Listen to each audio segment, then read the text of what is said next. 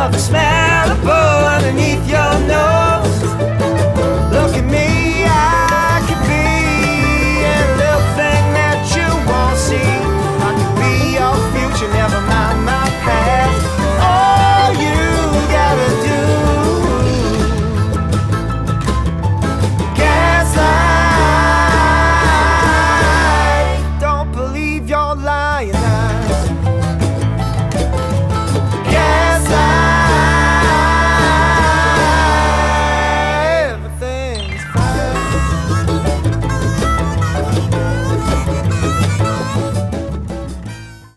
Hello, I'm Bernadette Holzer, aka Beltana Spellsinger. You can just call me Belle. And I'm one of the members of a new project that we're working on called Dirt Road Radio. This is my personal show. It's called The Blue Spark.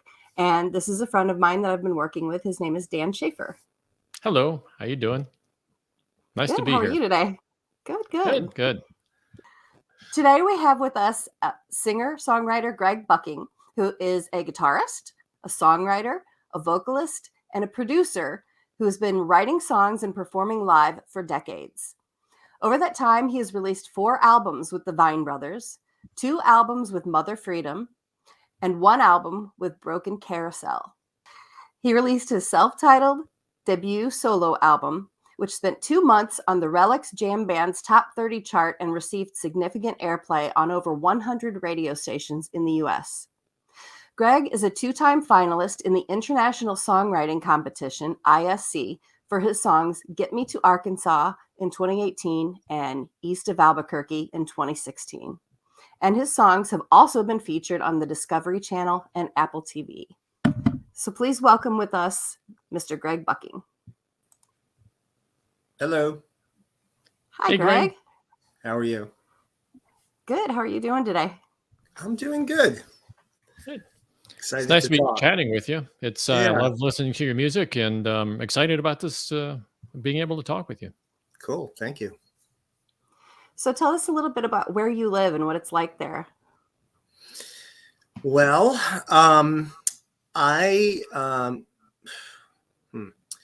where do I live? There's lots of places I've lived. Let's start at the I-40, beginning. I'm originally from Long Island, New York.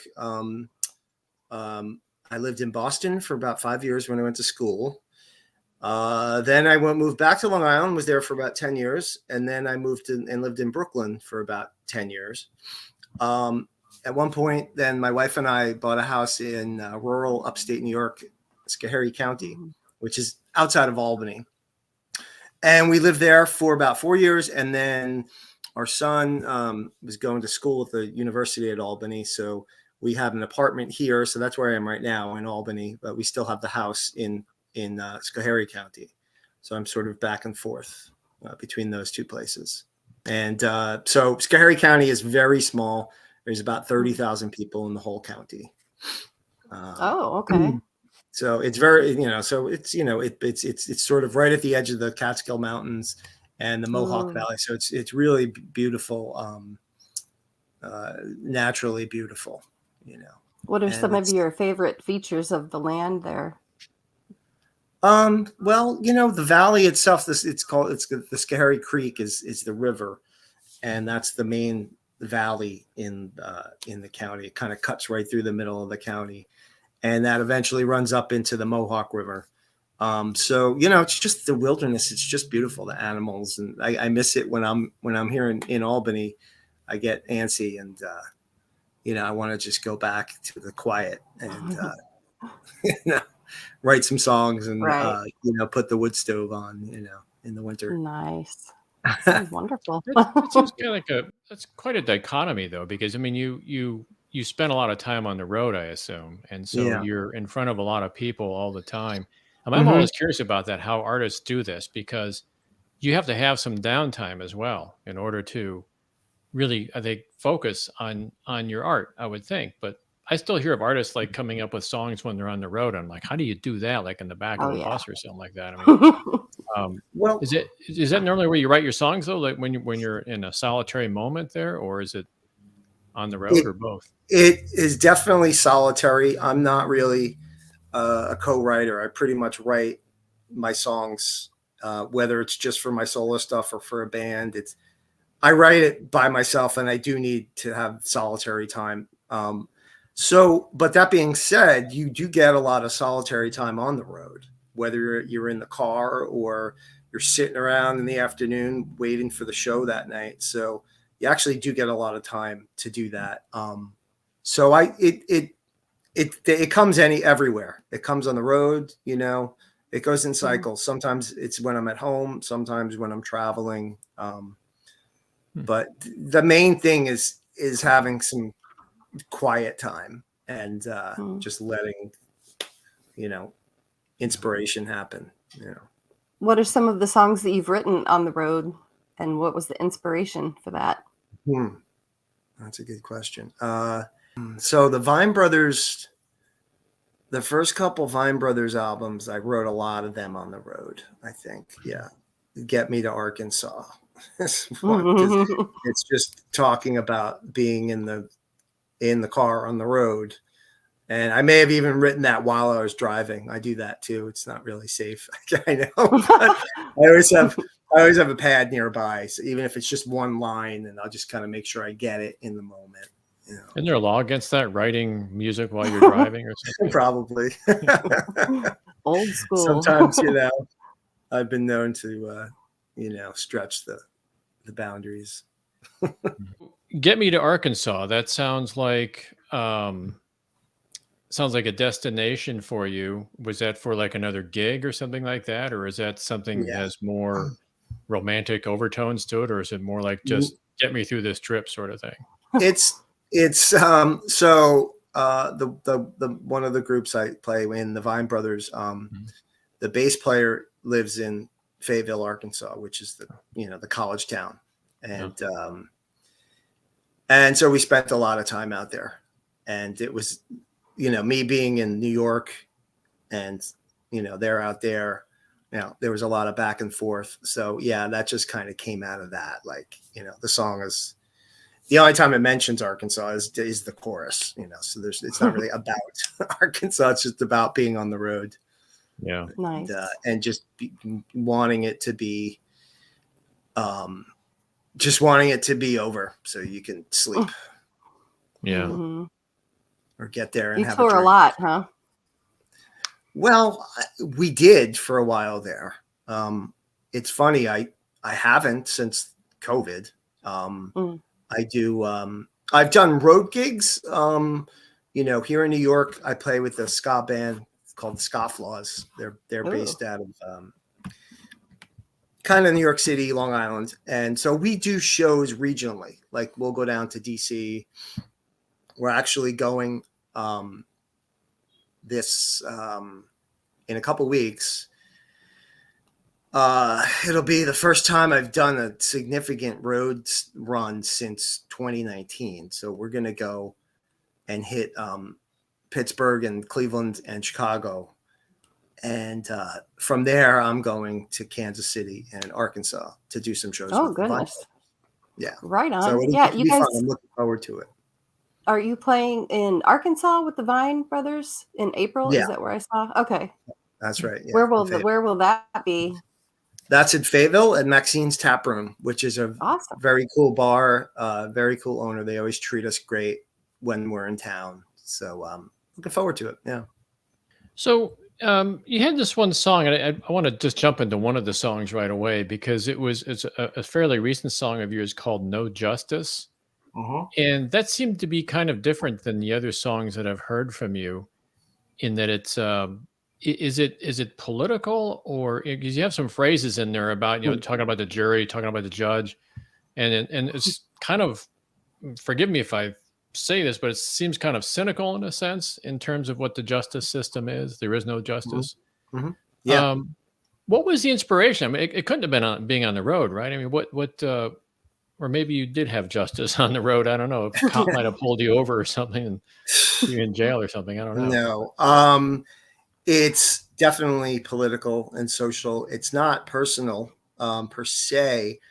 And I write a lot of songs like that, actually. But that one, it's funny. That one I wrote when I released that was on my most recent album.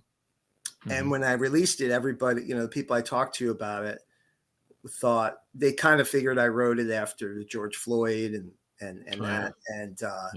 And actually it was written in, I think, 99 or 2000 as a reaction to Giuliani's New York City policies regarding abusing, the NYPD abusing people in their custody. There was a couple really high profile cases in the late 90s.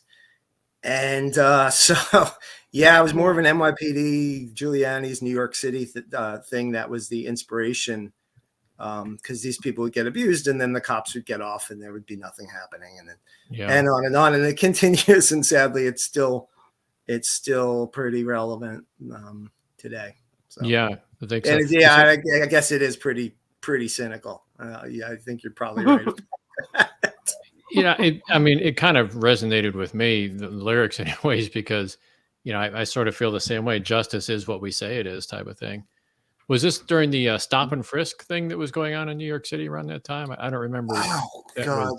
I guess that came out of it. Stop and frisk was later, but maybe not. Maybe they were doing it then too. But it was a very much, the same, let's get tough on crime, and the cops are never wrong and we can never hold them to account kind of thing. And it's frustrating, and that's where that came out of.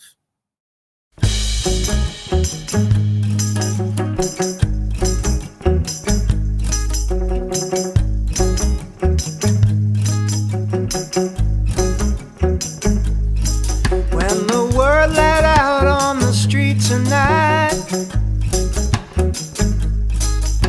I could not keep my anger inside. When the jury go out to decide, see the weight of conscience in all their eyes. There ain't no justice. No, no, no, there ain't no justice. No, no. When the guilty speak, he show no shame. He only knows how to place the blame. When the judge, he go out to decide, only God can maybe make it right.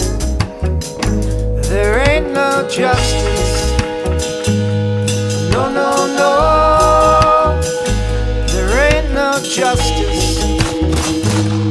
No, no. How do you feel when the light shine in your eyes? How do you feel? How do you feel? How do you feel when the light shines in your eyes? How do you feel? How do you feel? They tell you that justice is a blind. I don't believe that line. I tell you that justice is a lie. Say, do I say not what I do? Don't you do what I do? Don't you do what I do? Don't you do what I do? Don't you do what I do?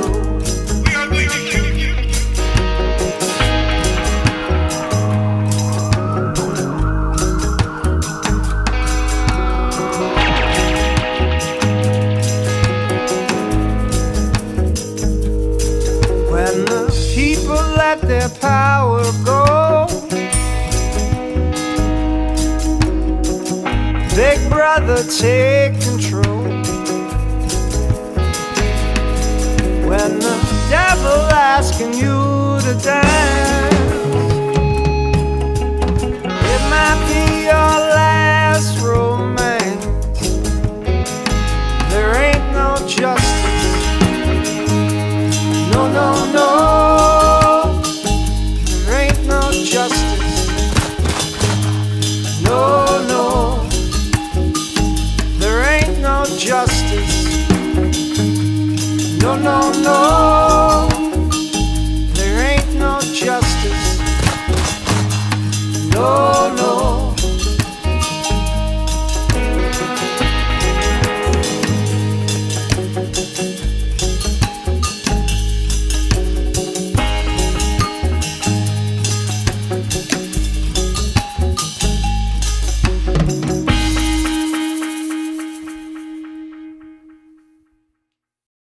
us what other kinds of things that you're involved in politically. Are you politically active? Do you consider yourself a political person? Are you more an artistic Yeah. person, or do you use your art to express your political thoughts and beliefs?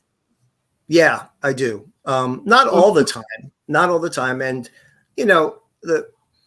a good song, it can't hit. A good song doesn't really hit you over the head with, some dogmatic, this is what I think and I'm right and you're all wrong. It's gotta be more subtle, and it's gotta be more universal, for it to really work. So, yeah, those things inspire me. I guess I've been doing it more recently with my songwriting. I have a song I wrote in like 2015 called "Ya Ya," and it's a allegory basically for again, it's vague enough that it could do lots of interpretations, but my initial inspiration for it was sort of like, there's this thing happening and we're all kind of ignoring it, and yeah, sure, whatever you say. And but the inspiration was really kind of like a climate change, because like the first verse is talk about the ice, and the second verse is talking about the water, and the third verse is talking about the steam. So it's all these the three states of matter of water, and it's progressively warming up and changing, and the reaction every time is just like, yeah, whatever. I guess another cynical. That's okay. But that's not, my songs are not all like that. Even the political ones sometimes are, can be hopeful.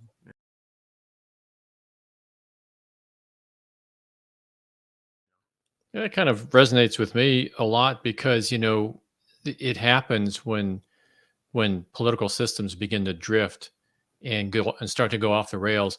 It happens so slowly. It's like boiling the frog, right? And so a lot of people say, yeah, whatever. And just the last few days, we've seen tornadoes just like ripping through the state of Mississippi and Alabama and just killing people. And they had one that was on the ground for like 170 miles or something. It was just almost unheard of. And, you got to wonder, do we still say yeah when we see climate change, when you see these things that people have been talking about all along about climate change? This starts to happen, and you wonder if people start to put it together, or do they still say yeah, don't look up, sort of thing. So Yeah. Right. Yeah. it's frustrating, and I think it's good that you're putting that into lyrics and into music, because people listen to music. Yeah. Well, it has to be honest, you can't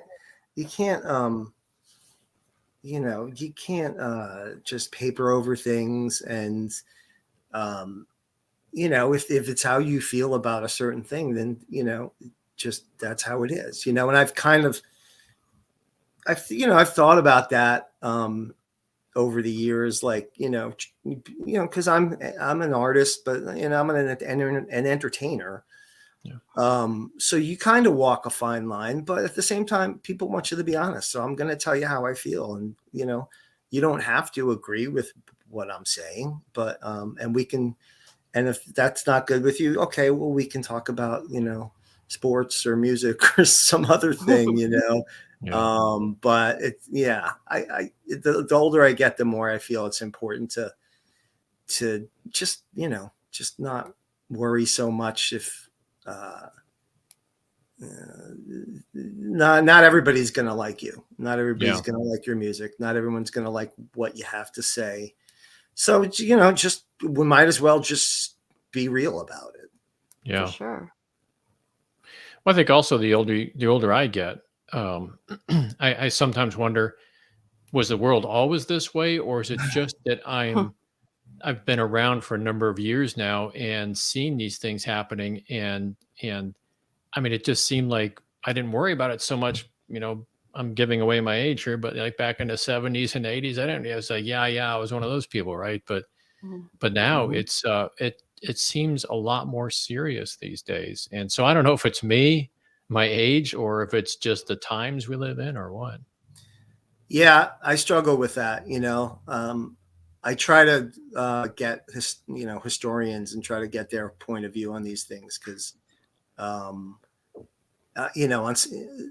every time is always different than every other time. But yeah, there are similarities. People because I'll talk to people younger than me, and be like. They had no idea like of these what it was going on, that my formative experiences, like when they were going into Iraq. It was like, what are you doing? Why are you? And it was back then, it was very much a minority position to be against that war. Well, And both wars actually. Yeah, there was yeah, Iraq 1 and Iraq 2. Yeah. yeah, well, there you go. And then it's like, but then people tell me about Vietnam or some other thing that I did not have an experience with. And it's like, yeah, it makes sense, that these currents, they keep reoccurring. Yeah. It's human nature. Yeah.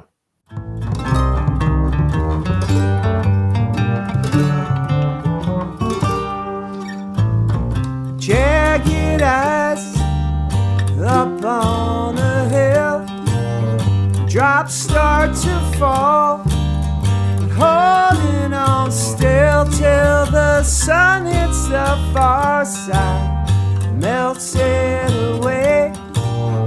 Tends to your habit, I suggest you to pray. Yeah, yeah, yeah, yeah.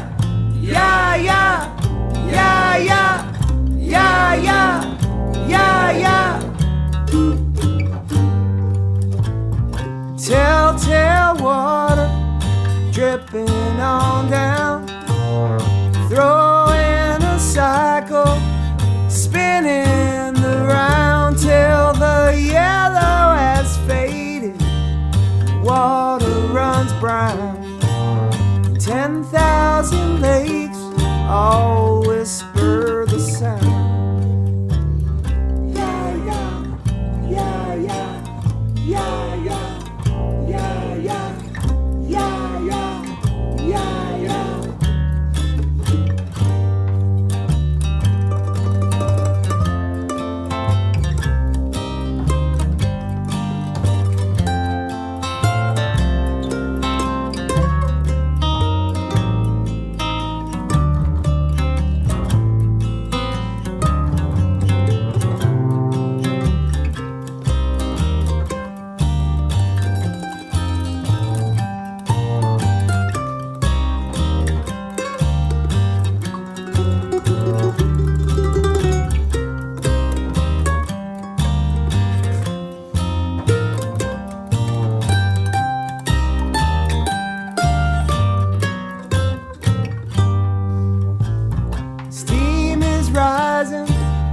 Back up the air.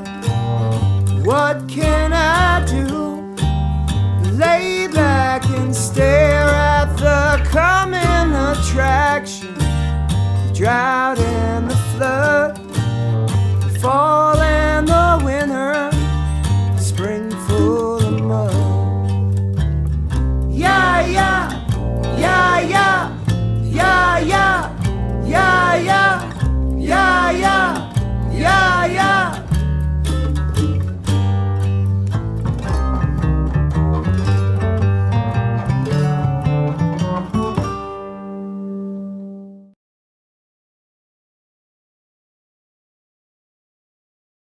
Yes,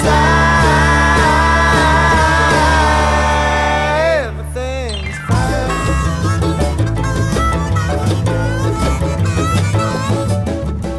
You were talking about the younger generation earlier. Do you feel like your music reaches the younger generation? And I mean, you're young, so I'm saying, I'm not saying that you're not young. No, I'm not that obviously. young. I'm not that young. I don't know. I hope so. I don't know if they hear it, because it's always difficult just getting your music out. But it's good to hear when younger people like what I'm doing. and especially I don't know, I don't see why not. The music kind of transcends age,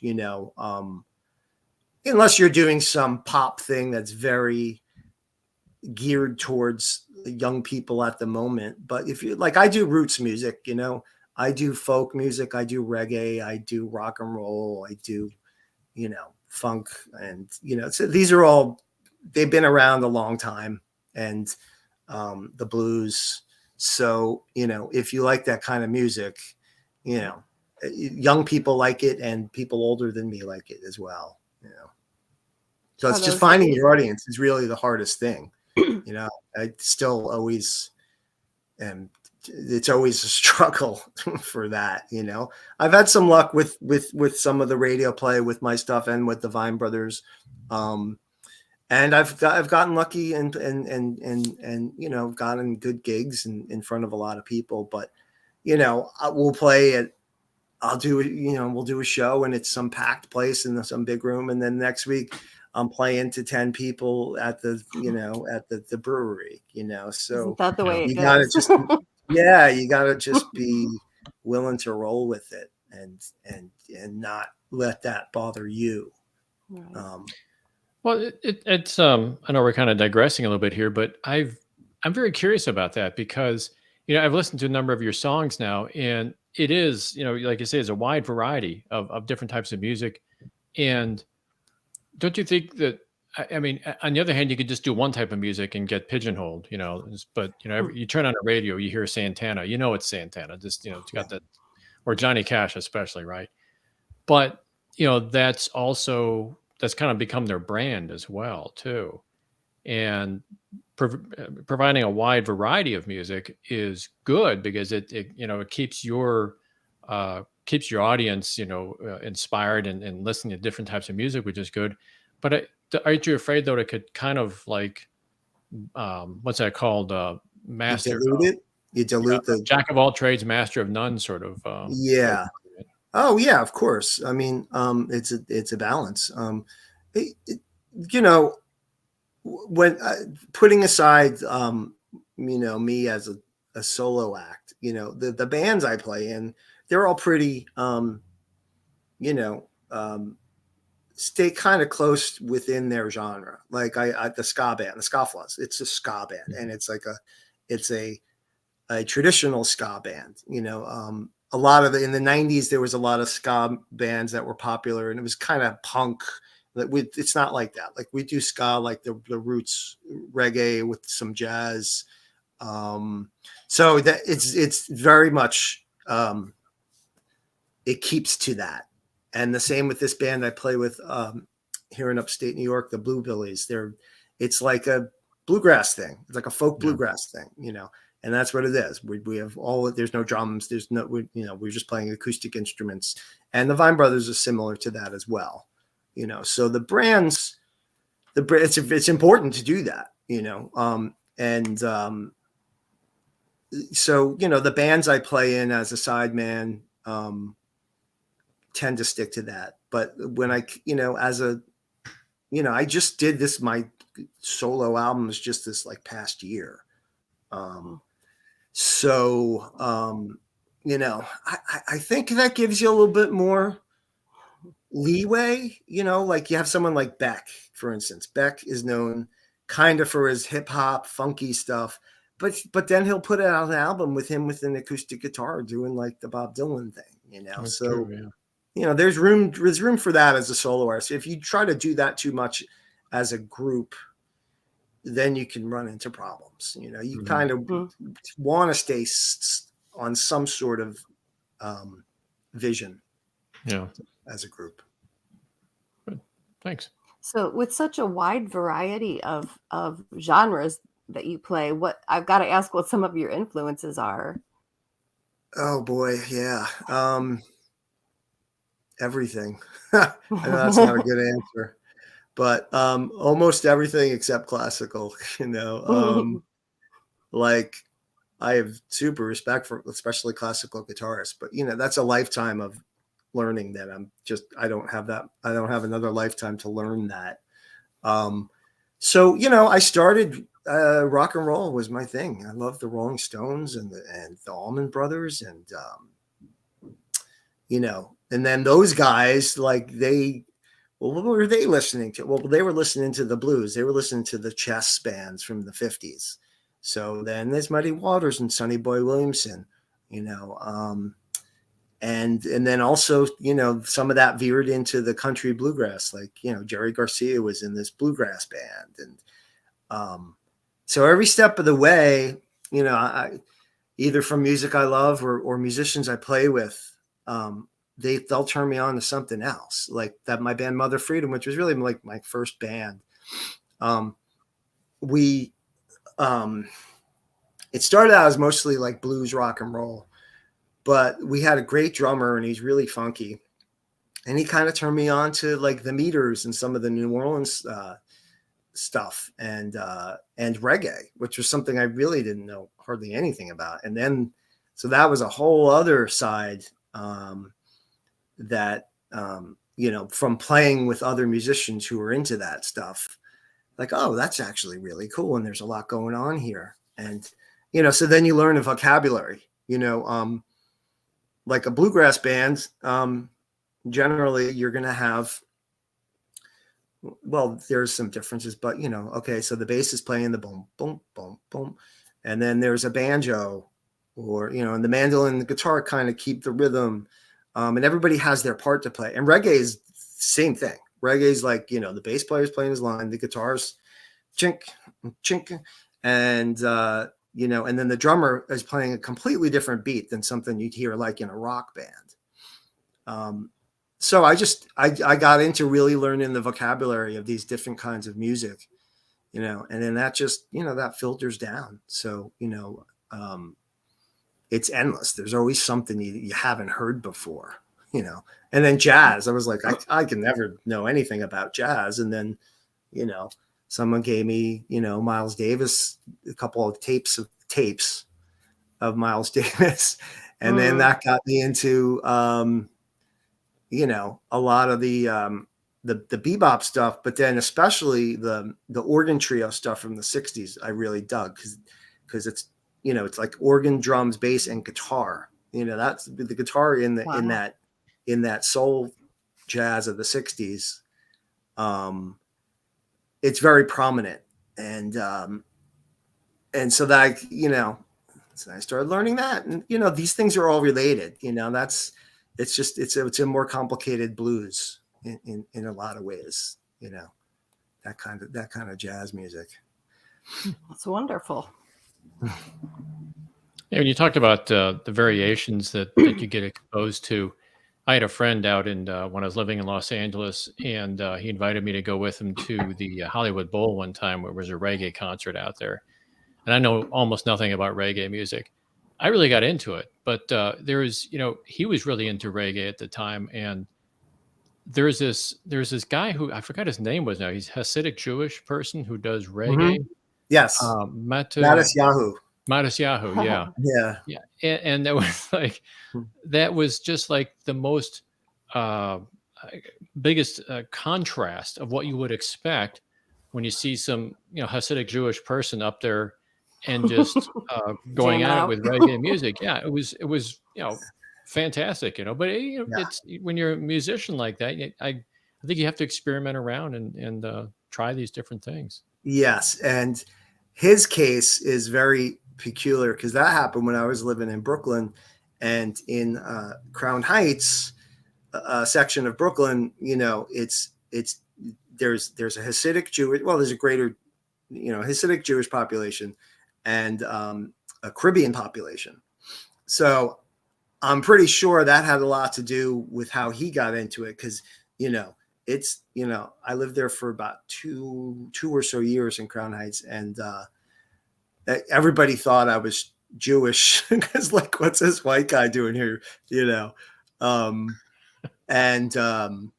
so that's a very particular mix that I don't know too much about him, but I think that's where he came out of, was in Brooklyn. Yeah. So I think that when when you see that, it makes a little bit more sense.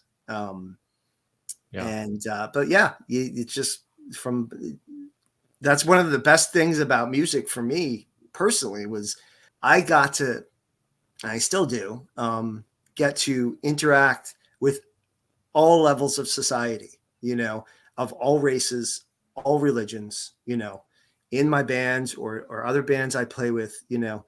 I've played to governors and congressmen, and I've played on the street busking for, change, with, with homeless people sitting next to me, so you really need to be able to, just relate to whatever gets thrown at you, or you try to. Yeah. Right. How do you feel like interact with your audience? How do you, we were just talking about watching Elvis, and the way that he interacted with his audience, and that he could feel what they were wanting, and then he'd give them that exact thing. How do you do that? I'm not that kind of performer. I mean, I do front bands, but there are people who are like more like that. Like you got like Elvis and Mick Jagger, and like people who are, they just have the show and they have the connection. I'm an introvert, so it's weird. A lot of times I don't want to be around people. And I understand that. But I find when I'm comfortable, when I do solo shows, it's just me with my guitar, and I feel like the crowd is it, they're into it. And when I'm comfortable like that, it's easy just to tell a story about a song, or just to kind of relate in the conversational style. I can't do I'm not that guy. Like, okay, everybody put your hands together, and it's like not me.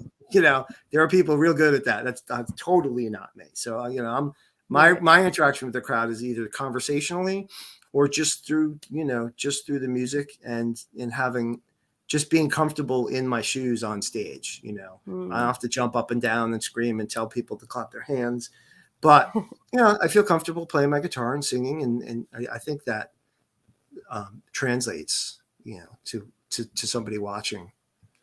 That could be a problem, though, and I'm going to circle back to the political part of what you do.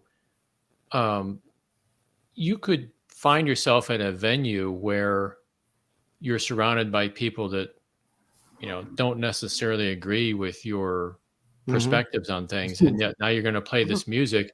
I mean, you have to maybe I shouldn't sing any songs that are somewhat controversial for this crowd or something. I'm going to get some beer bottles thrown at me or something. Yeah, I've been in those circumstances. And some songs I do are pretty overt. Like I do Bob Dylan's Talk of World War III Blues. And it's, I don't know, you feel it out. Sometimes I just kind of go through the songs. Other times I kind of, or I'll do something different. But then other times I feel like, maybe this crowd needs to hear this. They may not like it right now, but I think it's important for them to hear this. Not me like ranting and raving about something, but just performing the song and singing the lyrics with intent. So it's just something you just kind of make the call on the fly. I'm always worried about getting stuck in a situation like, I don't know if you saw the Blues Brothers movie, where they're playing in front of a crowd and suddenly everybody just throws everything they have at them. Yeah. They put it behind nets and everything. Does it ever get that rowdy in the venues that you've ever played at? Yes, it has. Wow. Actually, I have a great story. So Mother Freedom, it was the late 90s, and we were just been together for like a year or so, and we would play this bar called the Green Derby. Total Can I curse or should I not do that? Yes. Well, it was a dive. I'll put it that way. But It was a dive bar. So we had been playing, and I was singing, and I was never always a good singer. I could sing, but I wasn't. I've gotten better as I've gotten older. And so the drummer brought along a friend of his, this girl who was, I mean, she's probably like 18. I mean, she wasn't old enough to be in the bar, but she was a great singer. And actually, we became pretty successful, and she's actually very successful. Her name's Leslie Mendelson, and she's done songs with Jackson Brown and Roger Daltrey. Like she's after that band broke up, she's done a lot of things with some really top people. But so this was this may have been her first show. It was definitely her first show with our band. And so she comes in, and, you know, we're doing some songs. We would do like Grateful Dead songs, and just a fight, total brawl breaks out in the bar. Total brawl, like something, you know, I don't know. It's been a long time since I've seen anything like that. And it's like the crowd, like bottles are getting thrown, and like the crowd's like pushing, and like eventually the crowd starts getting pushed towards the stage. And it's like, okay, my monitors are going to trip over my monitors. They're going to spill beer. You know, they spill beer all over the monitors. And so she, you know, I guess, you know, we had her like go behind the drum set or something, like this skinny little 18-year-old girl in the bar. And that was her first gig. It was a lot of fun, but it must. Well, she stuck with it after all that, huh? Oh yeah, she tough. Yeah. She was tough. You know, she is tough. Wow. Yeah. So you got to have like an army helmet or something like that, or I don't know. I mean, it's not like that as much anymore. And I guess I don't play those kind of places as much. But it used to be different. It used to be more, you know, rowdy bars, and everybody's smoking cigarettes and they're drinking whiskey and stuff. And now things are. Maybe it's just because I'm older and I'm not hanging out in those places, I guess. That can be the case too. Right. My son goes to these raves. I was talking to him about earlier today, as a matter of fact. He lives out in California still, and he spent the weekend going to these raves. And but even then, he said they were pretty mellow out there. He said, you know, everybody's it's a lot of noise, a lot of people like bouncing around from one stage to the next. But yeah, I don't know. I guess that's a different crowd these days, though, isn't it? Right. Yeah. Yeah. And I guess it's probably a young person thing. You know, there's, you know, if there's some punk show, there's probably going to be people, oh yeah, you know, banging into each other and stuff. So yeah. The kids these days, huh? I love when you say something, you're like, God, I sound so old. I can't believe it. My son is 28. I still call him a kid. So. Yeah. That's funny. Good.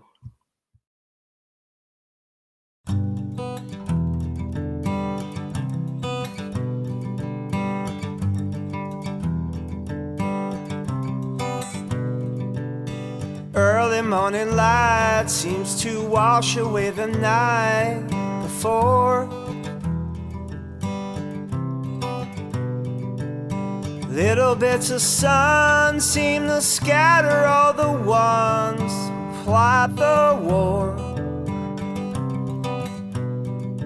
Just trying to make a life away from jealousy and strife. It's pretty hard. Little bits of gains we've gathered to the rains fall in our yard.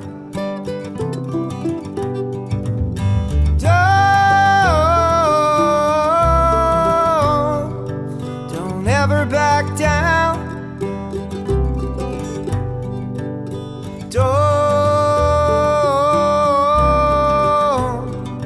Don't ever back down. This one wants to know just when we're gonna go back on home. That one's never seen such deception that she's been consistently shown. It feels feels like running out of air, but don't you dare believe it too. The hope we had before was as real as the door we're walking through.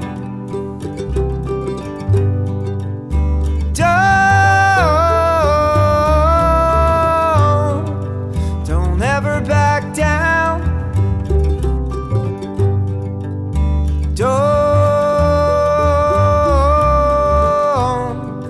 Don't ever back down.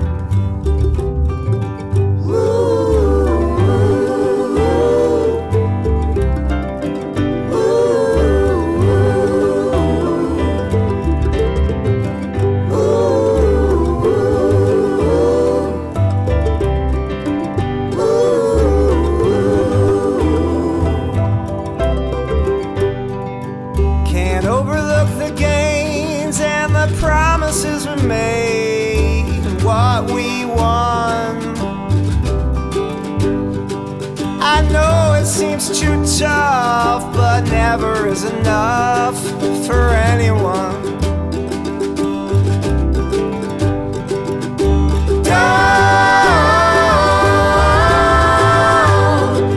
Don't ever back down. Don't ever back down. Don't ever back down. Don't ever back down. Don't ever back down. Don't ever back down. Don't ever back down.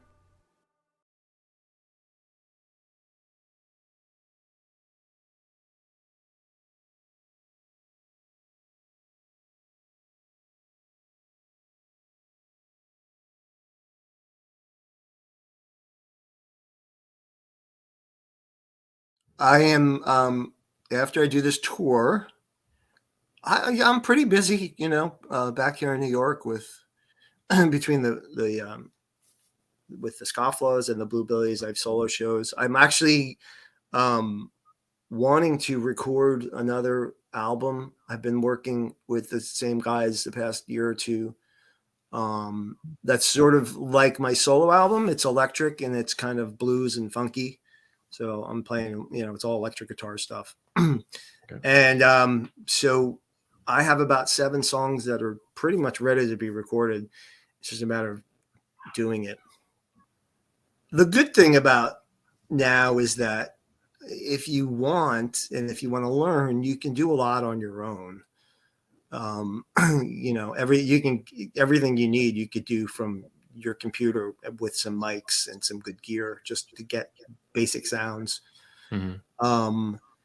But yeah, I'm not that guy. I can do that a little bit, but I prefer going into having somebody else do that stuff. And getting into a studio, but at the same time, you can get great sounds. It depends on the situation, I mean, a top-notch studio with top-notch gear is going to sound top-notch. Right. It doesn't mean you can't get that sound on your home studio. But there's also a balance with the studio where you're spending a lot of money and you're on the clock. So you're not going to perform as well. You're going to be a little nervous probably. Even if you've been doing it a long time, it's not always the best way to go. But we have options. The main thing is you have options now. It's good to know what you want and be prepared when you show up in the studio. You save everybody Most time. definitely. Well, that's what would be your advice to someone just starting out right now? Because, I've met several people who were just starting out, and it's, I guess you have to kind of be a computer geek these days. The path you're going down, I guess, is what you're saying is you have to be somewhat good with computers and putting together music that way, and coming up with good sound there for a lot less money. And I would think if you're not spending that much money in a studio, you'd be a lot more relaxed and a lot more creative as well. So Yeah.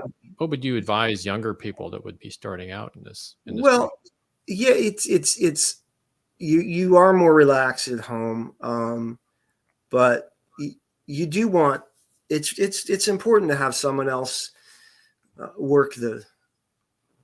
I mean, unless it's your thing, like Prince did that. Like right from the beginning, like he produced all of his own stuff. And then way back then, with the technology, was not what it was today. Some people are into that. Some people are recording engineers and they enjoy that. But if you're not, it's good to get somebody who knows what they're doing.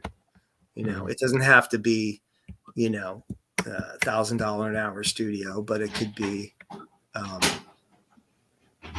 just somebody who knows what he's doing and has the right gear. I'm more old fashioned with that. I like the live band in the room as much as possible. And, I think when you interact with a live band like that too, you get that cooperative sort of creativity as well. That, I mean, I don't write music, I write software, but it's kind of the creative process is still there though. When you collaborate with other people, it's still your piece of software, but when you're collaborating, you get ideas from other people. I think the same thing would happen with music as well. Yes, definitely. If not with writing, like I said, was saying before, I pretty much just write the writing part of the songs. I generally just do that myself, but that's only the first step. Then there's the putting it together with the band and the arranging. So. Yeah. And sometimes I'll have an idea on that, like, okay, this is the bass line I want. But a lot of other times it's just like, when you're playing with musicians that you trust, sometimes you'll just lay it out there and let's play through it, and they'll come up with great stuff that you never would have thought of. Yeah.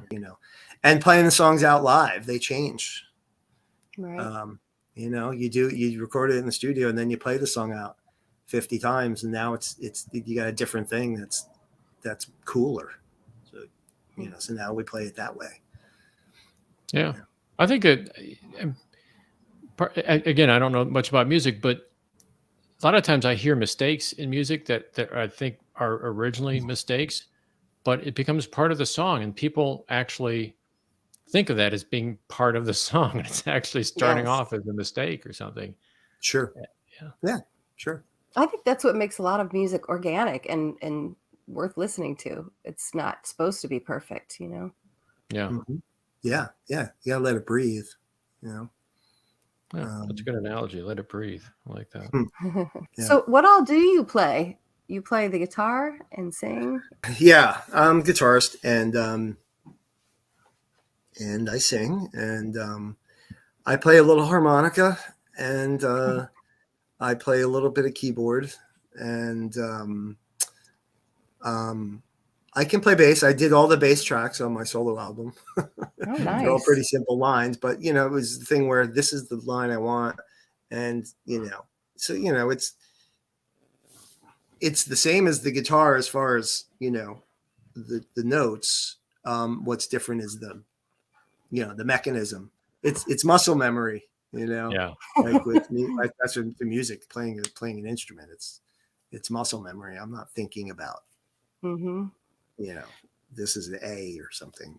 Yeah, that's the thing Been doing that it I for a was while. always wondering about, because I've watched George Benson play before, and it's almost like the guitar is an extension of his vocal cords in a sense. It's I think there's that hand coordination that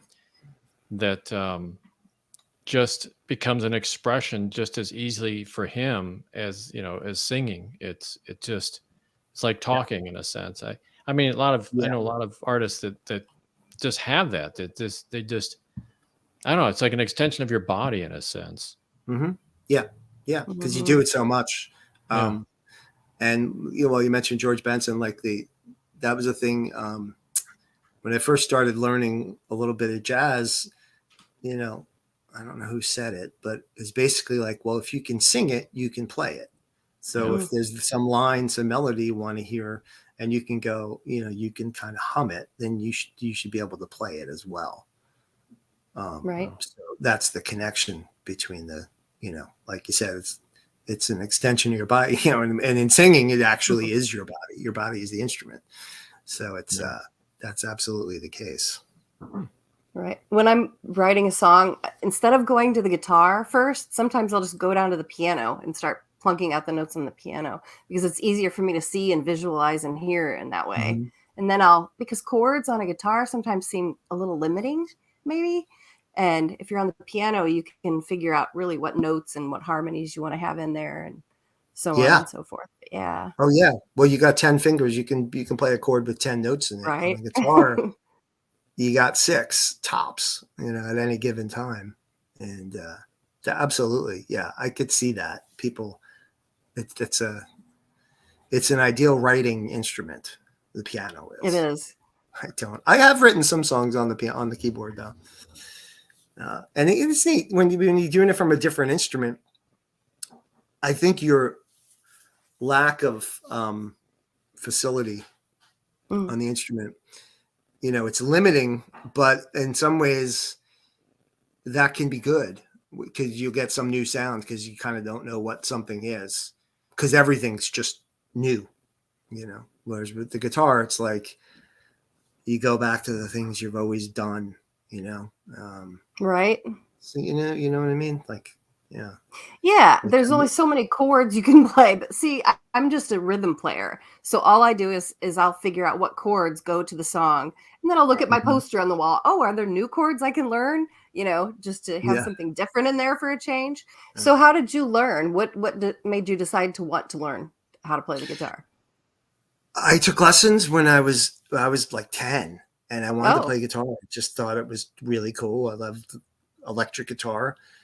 And I learned, my first teacher was a folky, really. So she just showed me chords and some scales, and I played a little bit of that for a while.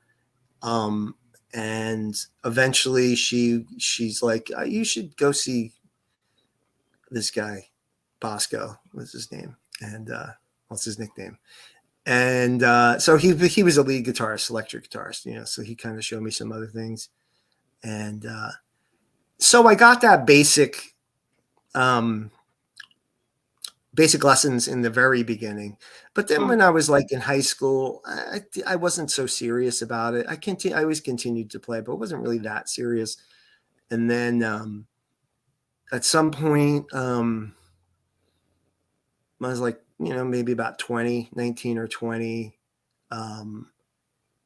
Just some friends of mine. And we were into like I was telling you before, the like the 60s and 70s rock and roll, like the Allman Brothers and the Rolling Stones, and so that's when I started getting serious about playing. I graduated college, Nice. and immediately just started playing music. So my parents weren't too thrilled about that. So Really, that's a tough career. It's Yeah. And I was a good student. Like I graduated with honors and all that stuff, but I didn't want to do it. I wanted to play music. And well, what did you study in college? Physics. Oh, really? My goodness. Yeah. Kind of guy. My goodness. Yeah. So it was, and it's funny because when I first went to school, I didn't know what I wanted to major in. And they kind of made me, I just was like, oh, I'll just take a bunch of stuff. Did political science and philosophy and all this stuff. Wow. And but the school was like, dude, you got to choose a major. So I of course you chose the easiest one. Well, yeah. I briefly thought about studying music, like in college, but and I did take some music classes, but I don't know. I did the music I wanted to do was the like the simpler things, and I eventually later learned the more jazz harmony and all those things, but that was after I had been playing in bands for years. I went back and filled the holes of my musical knowledge. Where did you go to school? I went to Northeastern in Boston, Oh, okay.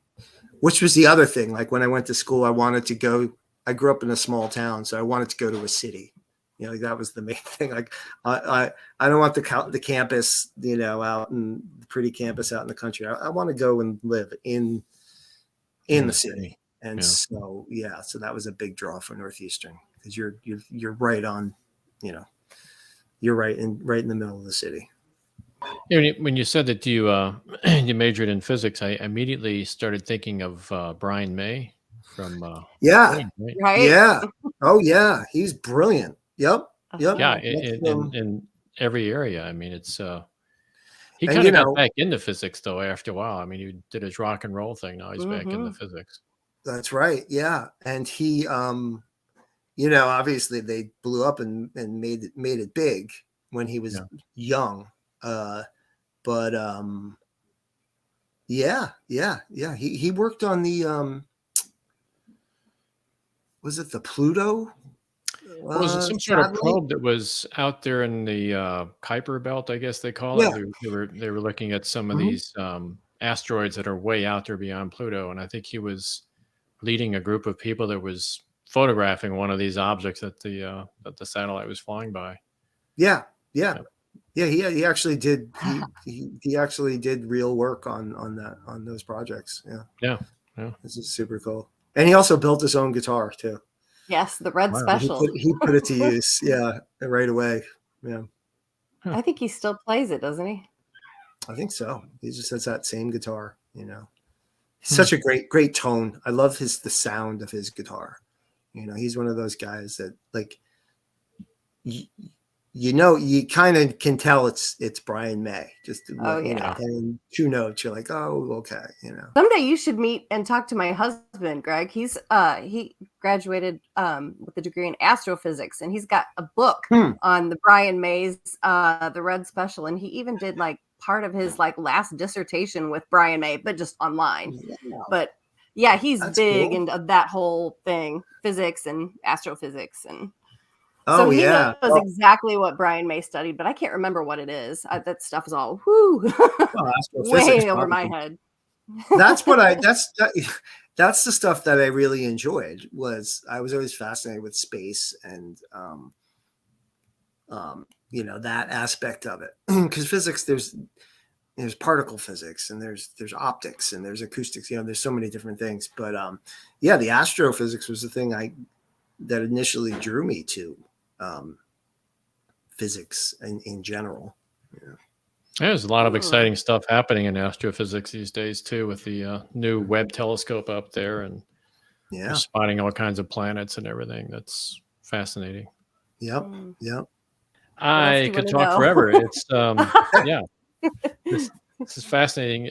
I'm really impressed with I didn't know that much about you, Greg. I didn't know what you studied and everything. And now I'm an engineer, right? I studied all kinds of physics and math and stuff. And so now you're my hero. So well, don't ask me to do any calculus because I took like 6 semesters of calculus and I've probably forgotten 99.5% of it. So I still have my calculus books. If you see that bookshelf behind me, I still have my books up there. Every so often I open them up and look at them, but I still have the books too. But I don't remember any of that. No. That's kind of funny. I opened up one of the books the other day, and I thought, I'm just going to see if I remember any of this stuff, right? And I'm reading it, and it's like, oh, this is foreign. I don't think we got this far in the book, you know. And then I turned the page, and on the next page, there's this note that I wrote in the book that, you know, obviously I had been on this page before, and I wrote some notes on it. So I totally didn't remember it though. It's unbelievably complex, and you know, at the time, I was learning it and doing it in school, and I did well. It was fine, but you know, that was kind of the turnoff for me. Was like, I don't want to be doing calculus for the rest of my life. You know, like I liked looking at, you know, learning about comets and you know how they calculate the trajectory of satellites so that they're going to fly by Jupiter and then go out to Saturn. You know, that stuff was I really enjoyed. Yeah, it's a lot of fun. I know Joe. I used to play in a band with him called Sona years and years ago. And so I've only met you, I think, once. I think that you were playing at a bar with the Vine Brothers, with Joe, Little Joe, and Papa Joe. And I don't remember where it was. I don't even remember what state it was in, but it feels It like was we the were going Green Derby, to. right? Because you were the one that was rushing No, the but stage. good for you for remembering that. Yeah. It was probably in around Kansas City, I would imagine, right? Okay, well, that's what Kitten said, but I don't know if that's We what it was or played not. if it was with Papa Joe, it was almost certainly around Kansas City. Okay. Because we had Garrett come in later, because at first it was just me and Joe, and his dad would play bass, and I don't know where, but they were living right in Westport at the time, so it might have been Okay. one of those bars in Westport. I don't know. Yeah, it was packed, and you guys, I think you guys were the only ones playing that night, and so I don't think I actually met you, but I saw you playing on the stage. And I thought it was a great show. It was wonderful, and you had a great audience. They seemed really engaged. So Yeah, I just wanted to let you know that I did see you one time live, but that was about it. Okay, And I just couldn't remember where it was. Yeah, But yeah, we'd like to get out and see you guys again. I know. Oh, I yeah. haven't been that way. So long. tell us that. Go ahead and just tell us where you're going to be over the spring and summer, I guess, so people will know where to find you. Well, like I said before, I'm doing. I have a bunch of gigs in New York area, but in the near future, I'm going to Pittsburgh and Cleveland and Chicago with the Scofflaws. Oh. And then we're going to go play with the Vine Brothers in Fayetteville, Arkansas. We're going to be at Maxine's Tap Room on, I'm not sure when. It's like a Wednesday night, but it's always fun at Maxine's. And then when I come back the following week, we're playing in Brooklyn, New York with the Scofflaws. Wow.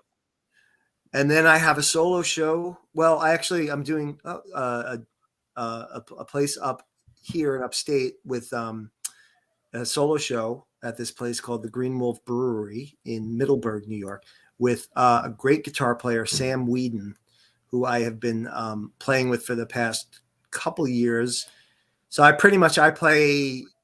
do what I would do solo. I'm playing acoustic guitar and singing, and Sam just basically is like the lead guitarist. And so we have a nice little duo thing going on there. Nice. And then what else? Anything notable? There's so much happening. Oh, next September, we're playing. It's called the Supernova International Ska Festival in Hampton, Virginia, and there's going to be it's like every big ska band in the world is going to be playing there. So we're going to be playing like who? Bad Manners, Tokyo. What are they called? Tokyo Ska. Oh God, I can't remember now. Tokyo Ska Ensemble or something. They're from Japan, and Bad Manners is from London, and I don't know. Just basically every big name in ska is going to be there. So that's going to be a big one. That should be super fun. Very cool. And I'll be doing all kinds of solo shows throughout the spring and summer. So yeah, go to gregbucking.com for all the information. Right. Is that the best place to find you? I noticed you had a lot of links. It's got everything there, and it'll link you to my Facebook page and the YouTube and all the other stuff. No, I was just writing all this stuff down because I'm looking up all these websites as you're talking about them. The Supernova, what's that called? The Supernova Ska Festival. Yeah. I was looking at that. Pretty nice website there. I was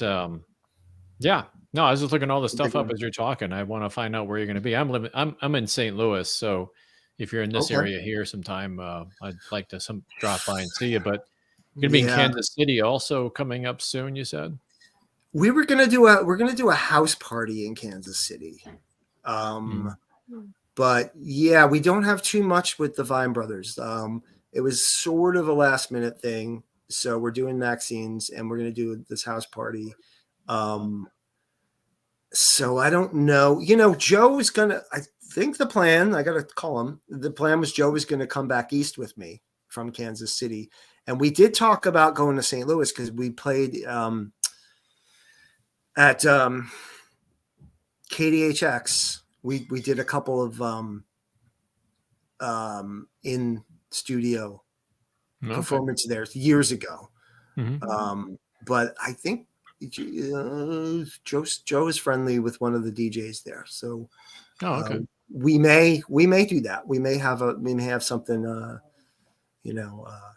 Well, if we can make that work, that would be great. Oh, I'll keep up with it on your website then. Yeah, gregbucking.com. Yeah. And definitely if you're going to be in St. know. Louis, I'll find out there. Yeah, sure. Yeah, and the vinebrothers.com. Follow because that we'll probably have all the info, in the next in the next month when I'm out there.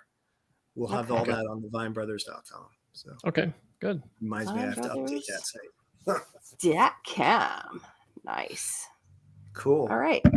Well, I wanted to say thank you very much for coming and speaking with us today. And thanks, Greg. It was a lot about you. Yeah. Thank you guys so much. This was super fun, and it was great meeting you, Dan. Nice to meet you. Thank you. Yeah, awesome. And we're going to listen to your music now, and we're going to put it on here. Enjoy. Great. All right. Thank you very much. We'll talk to you again soon. Yes, thank you so kindly. We really appreciate it. This has been great. Have a good night. Okay.